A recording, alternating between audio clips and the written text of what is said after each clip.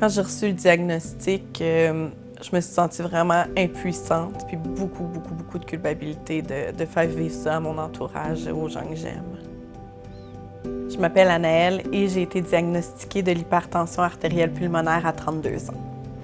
L'HTAP, en fait, c'est une maladie qui touche les poumons et le cœur, donc qui peut avoir des symptômes et des gravités différentes dépendamment des personnes. Je l'explique comme un boyau d'arrosage, en fait, qu'on écrase.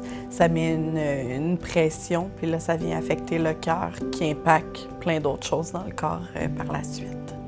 Les symptômes que j'ai ressentis avant d'avoir mon diagnostic, c'était majoritairement de l'essoufflement, un très grand essoufflement, une grande fatigue. J'ai vécu 2 grossesses, une à la suite de l'autre. Puis, comme toute mère, j'avais des symptômes assez normaux, donc j'ai pas pris le temps de les écouter à ce moment-là.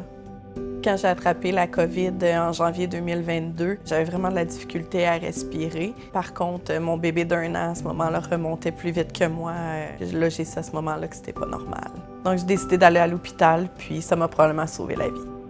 L'HTAP, elle affecte dans le fond ma capacité quotidienne à faire beaucoup de choses, autant défaire le lave-vaisselle, faire du lavage, mais aussi prendre soin de mes enfants. J'adore aller au parc avec mes enfants. C'est quelque chose qu'on fait souvent. Par contre, maintenant, je dois faire des choix. On y va avec la voiture parce que ça me permet de pouvoir y aller quand même. Donc, mon mari fait les jeux avec les enfants, puis moi, je prends plaisir à les regarder. Les gens qui me voient avec ma vignette d'handicapé, c'est sûr que je vois leur regard. Ils n'ont pas besoin de parler. Je le sens, le jugement, vu que c'est une maladie invisible. Ils se demandent pourquoi, à mon âge, je dois avoir cette vignette-là. Fait que j'essaie de me dire que moi, j'en ai besoin, puis c'est pour ma santé.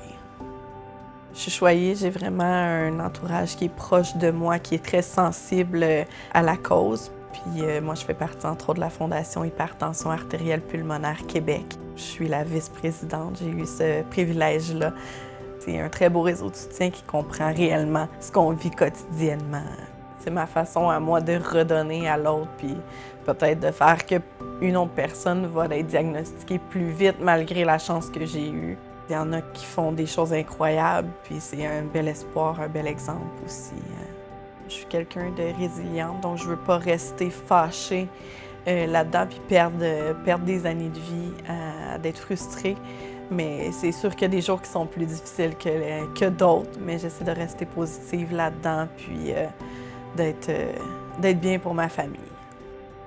Être maman de mes 2 garçons, c'est vraiment mon plus beau travail, mon plus grand rêve que j'ai réalisé.